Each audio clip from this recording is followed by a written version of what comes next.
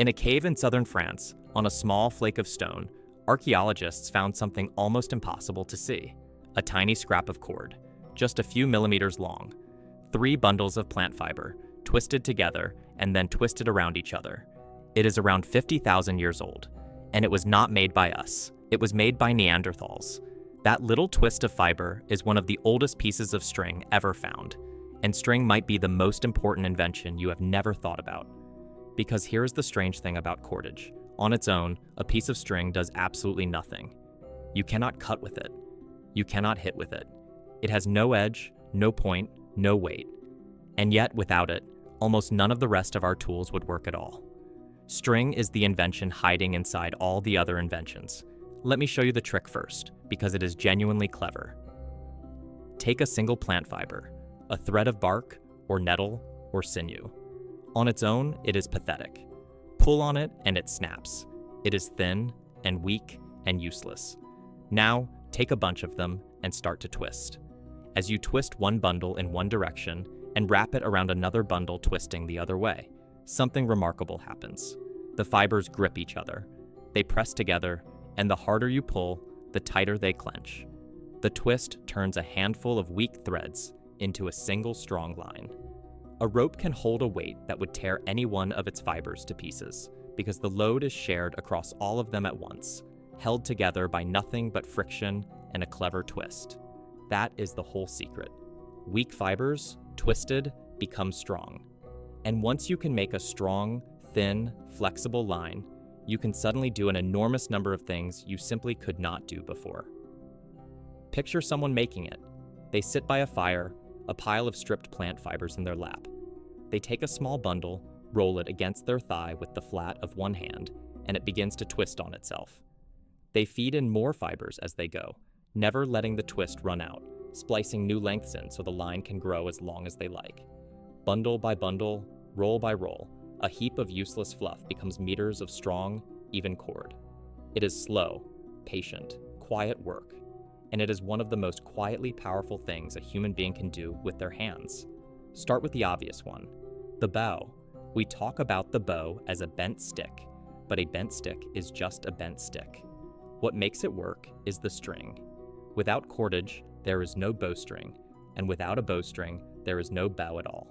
The entire invention depends on a piece of twisted fiber. Now think about water. For most of history, everything living in a river or a lake or the sea was completely out of reach. You cannot chase a fish. But tie a line to a hook, or, better yet, knot hundreds of lengths of cord together into a net, and suddenly the water becomes a pantry. A single net can catch more food in an hour than a hunter might bring back in a week. Cordage opened up an entire world of food that had been sitting there, untouchable, the whole time. Whole communities could settle beside rivers and coasts and live off the water almost indefinitely, because a net does not get tired, and it does not miss. Lines, nets, and traps turn the edge of every lake and every sea into some of the richest hunting grounds on the planet. Then there is the trap. A hunter has to be there, awake, at the exact moment an animal appears. But a snare does not. A loop of cord, set on a trail, tied to a bent sapling, will wait patiently for days. It catches animals while you sleep, while you are somewhere else, while you are doing something completely different. Traps let a small number of people harvest food from a huge area, all at once, without lifting a finger. That is only possible because of string. And think about carrying. This one sounds boring, and it is maybe the most important of all. Without a container, a human can only carry what fits in 2 hands.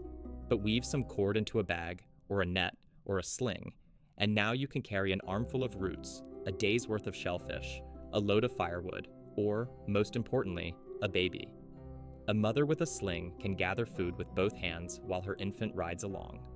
A group with bags can bring home far more than they need right now and store the surplus. Some people think the humble carrying bag was every bit as important to human survival as any spear. The weapon gets the glory, but the string bag is what actually kept everyone alive. Because survival was never really about the single dramatic kill. It was about steadily gathering enough, day after day, and carrying it home. And carrying is a problem that string quietly solved. Cordage even reaches into your clothes. A needle is useless without thread, and thread is just very fine cord. Every stitched seam, every piece of fitted clothing that let humans survive the cold, was sewn with a length of twisted fiber. And it reaches into your tools. To turn a sharp stone into an axe or a proper spear, you have to bind that stone tightly to a handle, and you bind it with cord. This is called hafting, and it is what separates a rock you hold in your fist from a real tool with a handle and reach. Almost every stone tool in a museum was once bound to wood or bone with cord that has long since rotted away. The blade survived. The binding that made it usable did not. It goes on and on. Lash long poles together with rope, and you have the frame of a shelter, or a raft, or eventually a boat. Wrap a cord around a stick and spin it, and you have a bow drill, one of the most reliable ways to make fire. Nets, snares, lines, lashings, slings, bindings, bowstrings, threads. Look closely at almost any piece of ancient technology, and somewhere in it, quietly holding the whole thing together, you will find a piece of string. So why do we almost never talk about it? Why is the most connective invention in human history practically invisible? The answer is simple, and a little sad. Cordage rots. Stone lasts for millions of years. Bone can survive for tens of thousands. But a twisted length of plant fiber, buried in the ground, is gone in a matter of years or decades. It decays completely, leaving nothing behind. So while our museums are full of stone tools, the string that made most of those tools actually work has simply vanished. We are looking at a toolkit with its most important piece deleted, which means the real story of cordage is almost certainly far older and far bigger than the scraps we have found. That 50,000-year-old cord was not a first attempt. It was already a 3-ply cord, twisted and counter-twisted, made by someone who clearly knew exactly what they were doing. You do not reach a technique like that on your first try. The skill behind it must stretch back much, much further into the past, and we can find its fingerprints in other ways.